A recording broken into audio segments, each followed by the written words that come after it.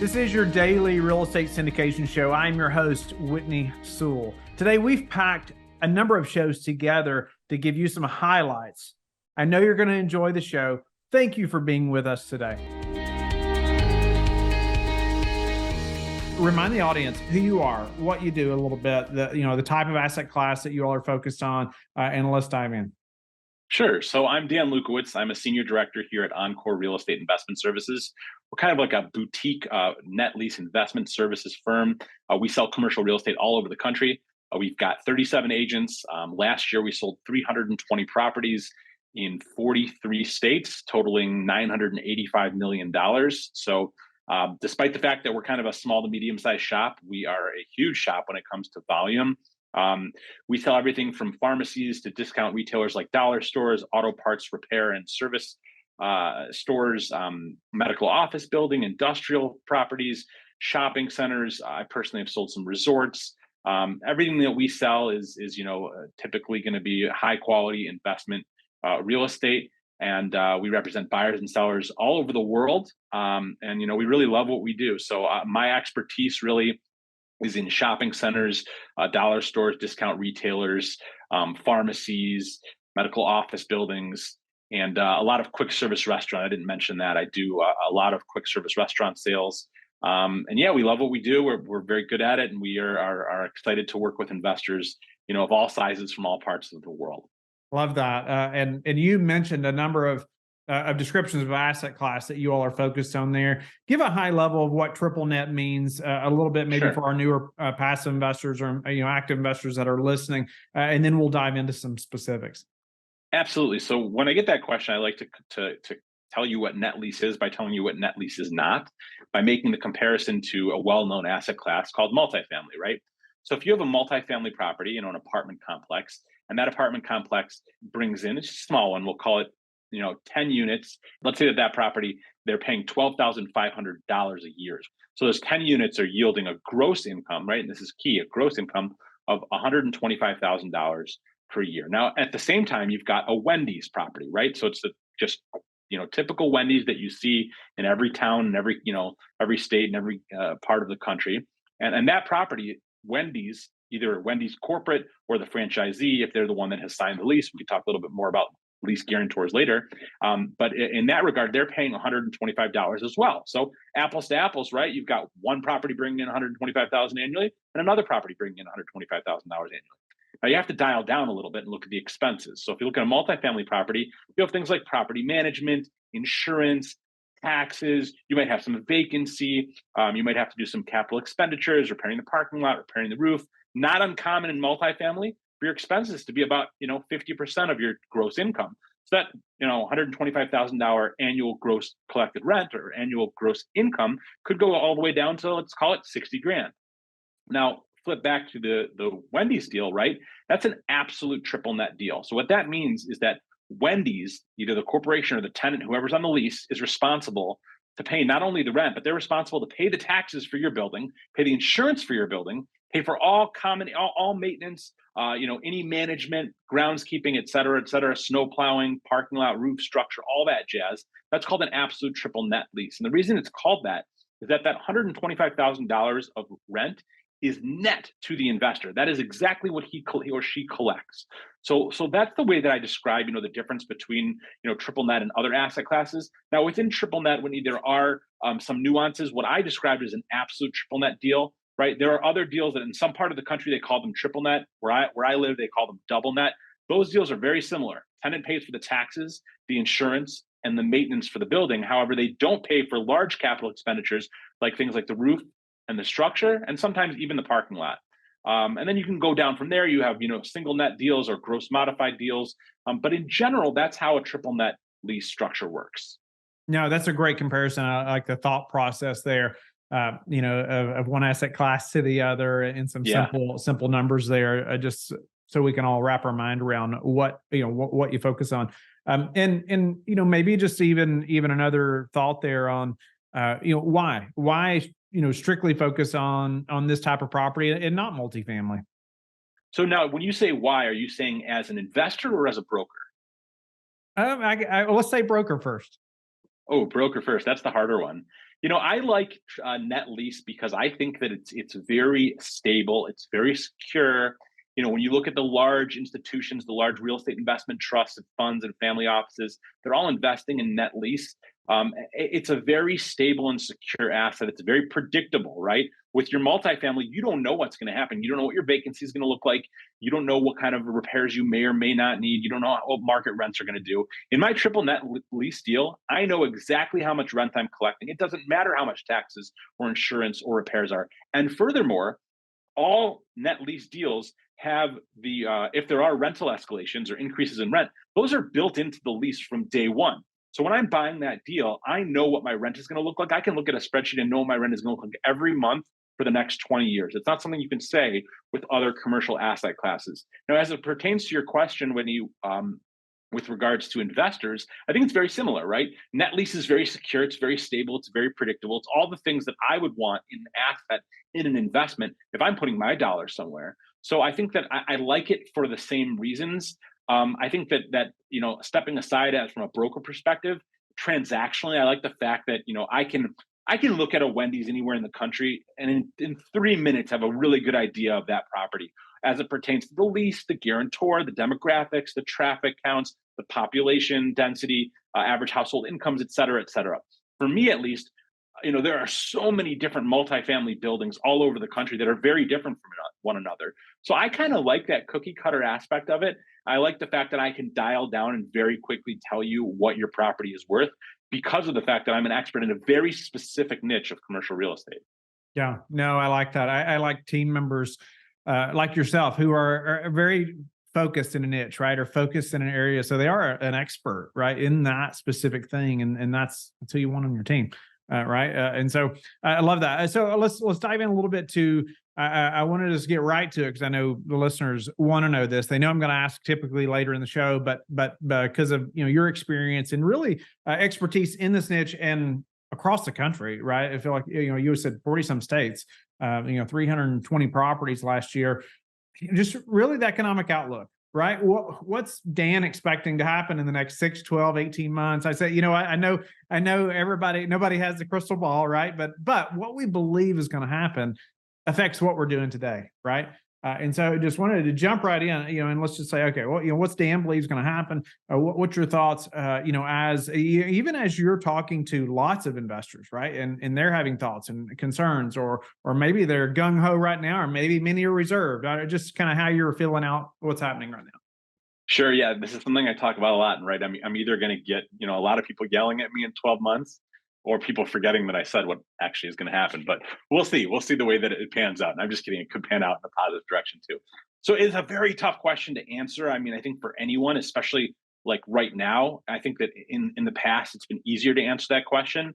What I will tell you is that we've seen the federal funds rate go up 525, 550 basis points. So 5.25 or 5.5% over the last 15 or 16 or so months, right? If I look at each of the sectors that I've described in net lease and told you how much the cap rates have risen, you'd be floored because in most cases, we're looking at changes between 25 and 75 basis points, right?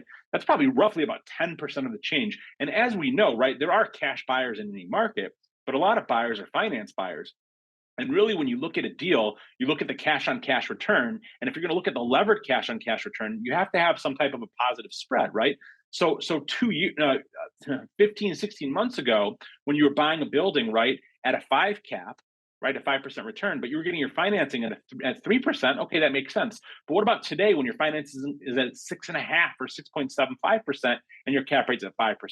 So to me, I'm amazed because, and I think this just goes to show you, it's a testament to the strength of net lease. Net lease has stood firm. I think dollar stores are the segment in my market that have seen the most swing, arguably. And that's likely because over the last 10 years, they went from 10 caps to 9 caps to 8 caps to 7 to 6 to 5, right? So they went down very quickly. And typically, the faster they in this case fall, but the faster the cap rate goes down, faster it's going to go up when something changes. But even dollar stores, 75, 100 basis point swing, maybe 125 basis point swing, that's still nowhere near 525 or 550 basis points. So that just goes to show you the strength of net lease and the stability of these assets. In terms of what's going to happen, I follow the Federal Reserve very closely, as I'm sure you do, and I listen carefully not only to the announcements but to the nuances and to the things that people like Jerome Powell tend to speak about. And it seems to me like we're in for maybe one more increase in rates this year, but it seems like the rates are going to taper off. I think that we could get into the conversation of CPI and what it is and whether it's an accurate measure or whether it just gets changed every time the BLS wants to change it. You might be able to insinuate what my opinion is, but regardless, that's a metric that Jerome Powell and the Federal Reserve Board look at closely. And in their eyes, they've done a great job of getting that down from something that was, potentially runaway inflation to something that's much more manageable. So that being said, I think they're going to take their feet off the gas a little bit in terms of interest rate hikes, which I think, this economy, I mean, if you read the news, you would think that the Dow was crashing and the Nasdaq was crashing and commercial real estate's in the toilet. But go pull up the stock market today. I mean, you're looking at historic highs across, in major indices, which is incredible. Look at real estate. Values have been relatively unaffected. It's incredible. And if you look across at things like residential real estate, I mean, which it's not my expertise, although I do have a lot of experience investing in residential real estate, but not as a broker.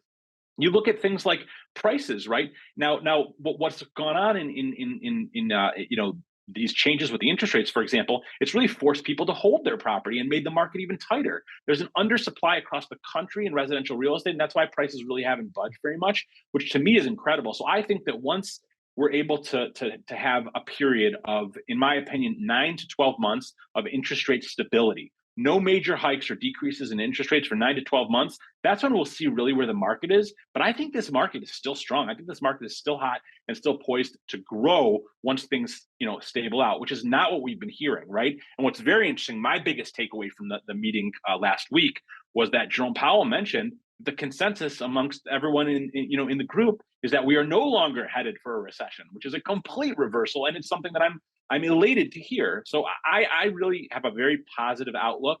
Now, I will tell you what I'm seeing as a broker, and I think I see things more on ground zero than most people, even investors, is that there's a lot of opportunities in distressed assets, right? Because there's a lot of corporations that had a very difficult time handling the roller coaster of the pandemic and the post-pandemic and everything that's gone on, labor shortages and supply, increase in costs of goods and labor, which has been very, very, straining. So what that's doing is that's causing certain operators of real estate to file for bankruptcy. Now, what's fascinating, Whitney, is that the actual underlying real estate is very valuable. Not that the real estate had a problem, it's that the company that was operating the real estate had a problem. I'll give you a perfect example. I've got a Burger King that I listed for sale, operated by one of the larger franchisees of Burger King called Tom's Kings. Tom's Kings has 91 locations, had 91 locations. Well, come March of this past March of this year, they filed for bankruptcy and they got out of all of their sites. So that underlying real estate was great. That's not the problem. The problem is the operator couldn't handle whatever business difficulties they were having. So I see this all across the country. What that does is that presents an opportunity for a new investor to come in, buy this vacant building, right? Deploy some tenant improvement dollars, some capital expenditures, put a new tenant in there, sign a new lease, and maybe make $500,000 or $1 million in equity on the deal. So I'm seeing more and more of that, and because of all of this, tumultuous, factors that have been going on, I think that that's a great opportunity for investors today, especially in the area specifically of net lease. Wow, a corporation or a company that had 190 stores. They had 91 locations. So 91. Pretty big. Yeah, still 91 locations filing for bankruptcy. Man, I know maybe this is, not privy to you. I don't know. I just wonder what was their problem? What happened for them to have to go bankrupt with that size of an organization? Because all of us want to learn from that, right? And sure, we're not making the same mistake. From what I've heard, and by the way, a month later, Meridian filed for bankruptcy. They had 119 locations. So my understanding is that both of those companies suffered from over expansion. They built too many new stores, and they renovated too many new stores, and they spread themselves too thin. And then all of a sudden, what happened? Boom, they got shut down. Boom, labor prices went up. Prices of foods rose faster than they've risen in 40 plus years, right? Wow. And they had labor shortages. So I'm talking to clients of mine all across the country who own and operate these properties, because many times I don't just deal with the investors, I deal with the actual operator. and they're closing their stores for many hours during the day. They're just not able to staff them. So what is that going to do to your sales and your bottom line, right? It's a very difficult situation. But again, that's opportunity for the next guy. Wow. Yeah, that is an opportunity. How do you see some of your clients now being prepared for opportunities like that? Like, I don't know, just thinking about the operators that are listening right now, that would be a prime, client of yours, right? How can they be prepared to take advantage of opportunities like that? Well, first of all, if you own real estate, you need a property evaluation, what we call a proposal or a broker opinion of value. And there's no reason not to get one. I mean, you reach out to someone like me, I'll have you one within a few days, no cost. It's just a valuable piece of information that'll tell you exactly what your property is worth. Because chances are it's not worth what it was worth a year ago, even 6 months ago. Definitely have been major changes. So on the on the ownership side, that's definitely what I would recommend. If you're an investor and you want to, get kind of take the next step, I would just say, like, continue to look at deals, continue to underwrite deals. If you need an extra pair of eyes on a deal, reach out to me. I'm happy to give you my opinion. But keep your eyes open, because there's going to be a lot of opportunities. And what I see happening, this is going to happen big time in multifamily, but it's going to happen in net lease as well. Over the next 24 to 48 months, there's a tremendous amount of debt that's coming due. So, right, remember I talked a few minutes ago about the 5 cap deal that at 3% interest rate made sense, right? Well, that deal doesn't make sense at 6.5 or 7% interest.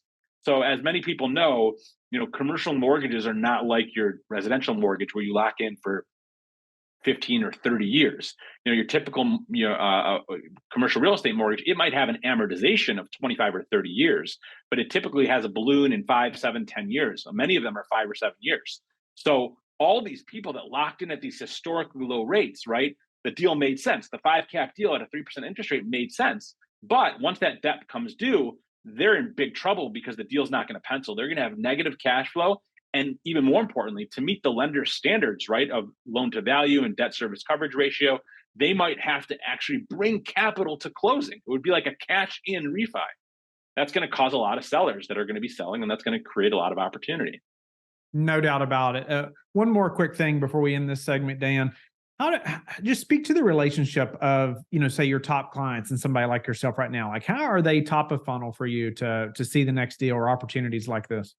Yeah, so I mean, that's just the way that it works in our world. I mean, I've got my guy for shopping centers, right? Yeah. He's bought shopping centers from me before. He performs. He does a great job. If I have a new client or an existing client that's selling a shopping center, the last thing I want to do is bring them a buyer that's going to, be a problem buyer or try to retrade tremendously or walk out of a deal or something like that. So if I've got someone like this individual in my pocket who I'm in touch with every single day of the week, believe it or not, showing them deals, right? That's going to be the first person that sees the deal. And I tell my clients that I'm listing the shopping center for, I say, listen, I want to put all the cards on the table for you. We can list this property, right? We can put it on the market. We can see who's going to come to us, and we may find somebody I worked with before, or we may find a new buyer. But chances are this is going to not going to be somebody who's tried and true, who has a track record of closing deals with me in the very, many deals in the recent, past. So some sellers will say, put it on the market. And I know what, we put it on the market and maybe we sell it, or maybe the original buyer comes back at a lower price. But a lot of sellers are going to say, Dan, you got a relationship with this guy. Let's see what we can do with him. So it's so important to have relationships with brokers. I mean, this guy gets a first look at almost all deals. If I think it fits him, whether it's my deal or somebody else's deal, I put it in front of him, right? And the same thing goes for other asset types, right? So, over the years, I've developed my core buying clients. They're seeing these deals first. And it's not just like giving them an unfair advantage. They're seeing it first because they're a higher caliber buyer, period. And as a broker, my job is to match the highest caliber buyer who's going to give the best price with the best terms and make everybody's life as easy as possible. And in many cases, the easiest way to do that, the most likely way to do that is as I've just described.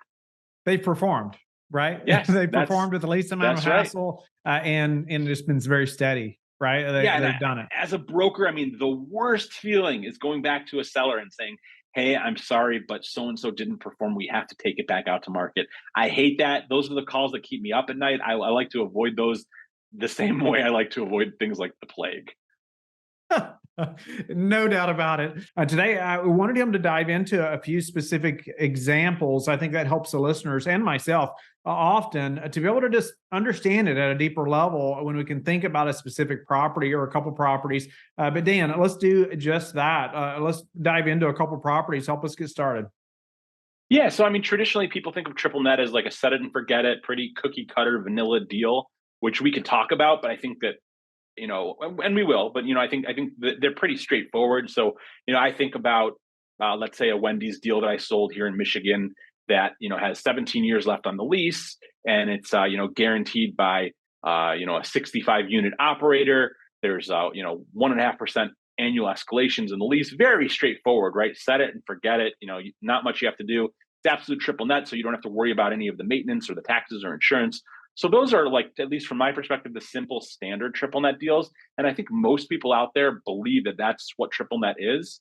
But I want to talk quickly about kind of two different segments. I want to talk about both of these are value add opportunities within triple net. And I like to talk about them because not a lot of people are aware about them.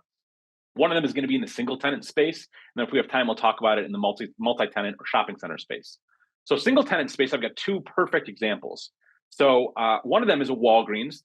This one was in a suburb of Cleveland, Ohio, and short-term Walgreens. So the Walgreens was built by this individual, by the owner, and they had run. Their 20-year lease was culminating. There was about I believe 11 months left on the lease or 12 months left on the lease. So at that point, high risk deal because Walgreens may or may not exercise their option. So either you'll continue to get rent from Walgreens or they'll vacate, which is problematic, right? So at this point, because of that inherent risk, this Walgreens deal would have traded at approximately an 8 cap. So I'm not looking at my numbers or my notes right now, but I remember this deal having an annual rent from Walgreens of $290,000. So if we have $290,000, all right, and I said this deal was worth an 8 cap, it was worth approximately 300. I'm sorry, this deal was 290,000, and we priced it at a 9 cap. So this was about 3.22 million. So we'll call it $3,222,000. Right. So that's what the seller. Just briefly say how you calculated that, like using your calculator, just so like the listener knows how you did that. Yeah. So I took the annual rent, $290,000, and then I took the cap rate. So the market cap rate of a property with that short term of lease at that time was a 9 cap. So I took the $290,000, I divided it by 0.09. Okay. So just do that again. 290,000 divided by 0.09 gets us to a value of $3,222,222.22. So we'll call it $3,222,000. Now, what I advised my client at the time, I said, don't sell this property. You're selling, you have all this value here that you're not capitalizing on. I want you to do what's called a blend and extend. This is a very cool thing to do. I think this is cool because my background in real estate investing is as a house flipper, right? So I love taking something that has potential, adding something to that, creating value, and then boom, having this equity explosion. That's how I look at single family house flipping. So I look at this Walgreens the same exact way. However, from the outside, no one would ever know. So watch this. So I told them to do is I said, contact Walgreens and tell them you're willing to reduce the rent if they're willing to sign a new 10-year lease. And first of all, you'd scratch your head and you'd say, whoa, why would I reduce my rent? That's my income stream. That's my lifeline. Like, how can I reduce that? I'll show you why. So Walgreens came back and said, we are willing to do a blend and extend, but we want to reduce the rent by $65,000 to $225,000, which that hurts to hear, right? $225,000. We'll give you a new 10-year lease. Well, at the time, a 10-year Walgreens like this one with the demographics this one had traded at a 5.85 cap. So now let's do our math again. 225,000. Okay, that's our annual rent from Walgreens divided by a point. What did I say? 5.85? I think so. 5.85. $3,846,153.84. So that is roughly an equity gain of $620,000. So unlike Dan, who was renovating the houses, right? Here, all we did was we renovated the lease. That's it. We took a lease at $290,000 with 11 months left that would have traded at a 9 cap. The building was worth $3.22 million. And we changed that lease, made a simple amendment to the lease, and extended the lease for 10 years, dropped the rent by $65,000, and we just put an extra $620,000 in our pocket. Pretty incredible, right? That's a value add strategy called the blend and extend.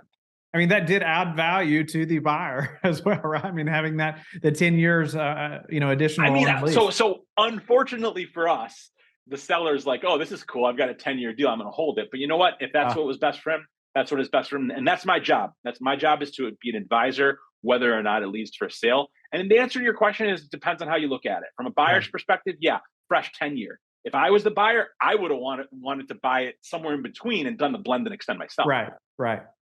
So I'll give you another example. This is a real life example going on right now.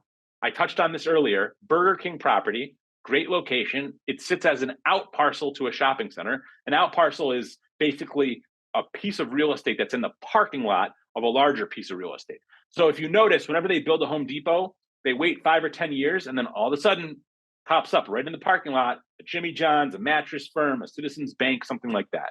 So this is a freestanding single tenant Burger King that's in the parking lot right off the road of a shopping center. So this property is vacant because, unfortunately, the franchisee filed for bankruptcy, and they didn't keep the property in great condition. Seller was, out of state seller, never really been to the property, maybe just to buy it in 2007. And now they want me to market the property. So put the property up for sale, 12, 13 offers on the deal. Buyer ends up going under contract for the property and immediately works with a local leasing broker. The current purchaser is now working with Starbucks to get them to lease the property from him. He's going to have to put in a substantial amount of tenant improvement dollars, but that's okay. He's got one of the best corporations in the company on the hook for a 10-year lease at a significant rent, which case he can then relist the property with me and sell it for a significant profit. So that's another example. This would be like, taking a distressed or vacant property, re-tenanting it, and then flipping it. This is kind of what might have happened with the Walgreens in the previous example.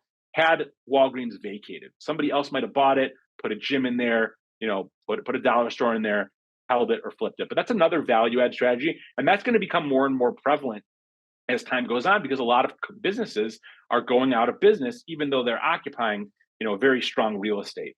On the other side of things, which is what I alluded to before, was the multi-tenant retail or the shopping center space. I sell a lot of shopping centers. And one of the things that people do is they buy these shopping centers that either have some vacancy and then fill them up, or they have below market rents and they raise the rents on the tenants. They might, expend some TI, some tenant improvement dollars, or some CapEx, capital expenditures. Get in some better tenants, longer leases, up their rents, et cetera, et cetera. It's a great way to build up a lot of equity, in a relatively short amount of time. And from my perspective, I see a lot of these shopping centers. They're owned by what I call respectfully, mom and pop investors who maybe have 1 or 2 shopping centers, and they've done a great job with their shopping center over the years. However, they, wanted to keep tenants happy, so they kept the rents low, which was great for them because they never had a problem collecting. They never had to re-tenant. But now it presents a tremendous opportunity when they're collecting, let's say, $11 a square foot in rent, and the market is really willing to pay $17. So now a new investor will go in, raise those rents, hold or flip the building. Another opportunity for a value add.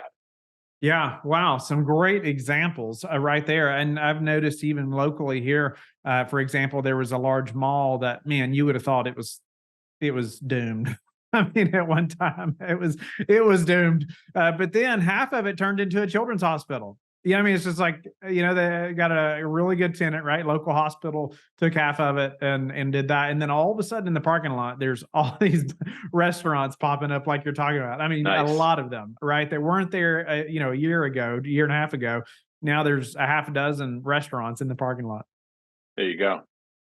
For sure. Dan, I love the examples too, the blend and extend. I think that's something, as even investors that are listening right now that have these types of properties should be thinking through, right? You helped that. And this is also a great example why you need an expert like yourself on your team, right? To help think through what's going to help us to maximize the value, right? Before we sell, we may need to wait 3 or 4 months and make a few things happen before, right, we list or before we go to market. And I just think often, as a seller, we can have kind of tunnel vision, right? And we're just focused on the selling or focused on, hey, let's go get this done. And we don't take the time to maybe think through the things like you're talking about, right? And maybe there's a way we could increase the value and that we haven't thought of, by talking to somebody that's an expert like yourself. Yeah, I love the examples. The Wendy's you talked about in Michigan, the Burger King, that's a single standing tenant. Or I wanted to ask one other question about something you actually mentioned in the last episode, not really related to that, but But you mentioned you all sold 320 properties last year, and I wondered how has that compared to say the year before or even this year where you all are at now? Yeah. So if I look at 2021, I mean, we sold $935 million. I think we sold close to 320 properties. I think it was a drop less. And that was like a huge year for us. And then 2022, all the doom and gloom started coming out, and people were talking about like, I saw an article today that one of the major national brokerage, commercial real estate brokerages is at like 5% of their revenue. And articles were coming out last year. I think that Marcus and Millichap was going to be at 13 or 17% of their revenue. And everyone was like doom and gloom. And then we had a banner year. We had our best year ever, 985 million, almost $1 billion in sales. And again, what I want to focus on is like, we were just named in the top 25 brokerages in the world. And if you look at that list, the majority of those brokerages have thousands of agents. We have 37. So our average agent, is doing a tremendous amount of volume, which is great. That's why I like I like what we're doing, because I feel like, it's the cream of the cream, and, we're able to work together at a high level. So in terms of where we're going to be for 2023, I'll be honest with you. I took the exact same mentality that I took when COVID hit. When COVID hit, I talked to a lot of brokers. I had a bunch of listings. I talked to a lot of brokers about my listings, and they said, I'm just ducking in a hole. I'm going to write off the rest of this year, and then I'll start back up in 12 months. And I said to myself, if my competition is taking their foot off the gas, I got to put both my feet on the gas. And that's what I did. And I really saw a tremendous benefit in my business and a tremendous growth in my career through doing that. And in 2023, I decided that I would take the same mentality. 21 and 22 were just like gravy years for us. 23, I decided, same thing. Head down, focus on my clients, focus on hustling, finding business, focus on selling deals. Yeah. Would I have taken that vacant Burger King a year or two ago? Probably not. Not my product type. But today or this year, I saw that as opportunity. So I don't know where we're at right now. I don't know where we'll be at the end of the year. But I believe that, thankfully, the mentality of our brokers is a heads down mentality. Again, I have to pay attention to the market. I have to watch Jerome Powell whenever he speaks, because that helps me to be educated so I can provide value to my clients. But I have to also put blinders onto all of the noise that's out there, the clickbait that's out there, and just have my heads down, focusing on my deal. So I know for me personally, I can speak for myself. This is going to be a great year. 2 years ago was my best year. Last year was, until last year. Last year was my best year. After that, will this year be quite that high? I don't think so. But I'm pleased with where I'm at personally. Where do you gather, say, the information that you do trust? I get that question often too, because it is. I mean, it's just there's all kinds of stuff flying at you all the time, right? It's almost sickening how much is just like hitting you in the face all the time. You don't know what to believe. But folks like yourself, who like you said, you got to watch the Fed closely. You got to think about these things. Well, what do you trust? Where do you gain your insight? Your just the day to day what's happening? Yes, I'm fortunate that every Monday we meet as a group, all of our agents together, and there's not only do we talk about all the new listings, all the closings, but there's a lot of knowledge share and mind share where individuals speak about what they think is going on in the market. So that to me is very, very valuable. I follow certain people on LinkedIn that I think have a lot of knowledge and wisdom. I like to read QSR magazine, Quick Service Restaurant magazine, because I like quick service restaurant deals. I think that CoStar puts out some great articles. You have to kind of look at them with a grain of salt, because some of them can be kind of doom and gloom. But I like to, every morning when I get in, focus on all the articles that are there and, sift through and see which ones pertain to my industries and my clients, my deals, and, make sure I'm well read with that. And then, as a group, we do share articles all the time. I mean, there'll be, all agent emails that have like, hey, this is a great article on what's going on with, the way that the BLS is changing the, 1 year versus 2 year weights for CPI, for example. So I just like to, run in circles of highly educated individuals who are constantly soaking up information. And as part of that, we share with each other. Yeah, that's some great advice right there. Running in circles with other folks who care about those things, right? Yeah, and for me too, like is the industry leaders, right? And that's how I really, I'm very, like I said, I'm very active on LinkedIn. I have 16,000 followers, and when I first started getting active on LinkedIn, I found the top commercial real estate brokers, the people who I wanted to be like, and I started following them and seeing what they were saying. What links were they sharing? What books were they recommending? What was their opinion on things? And that really helped me, because And that's one of the things I liked about LinkedIn is that I feel like you can really tailor your content to be able to grab the wisdom and knowledge from the people that you trust. Thank you for being with us again today. I hope that you have learned a lot from the show. Don't forget to like and subscribe. I hope you're telling your friends about the Real Estate Syndication Show and how they can also build wealth in real estate. You can also go to lifebridgecapital.com and start investing today.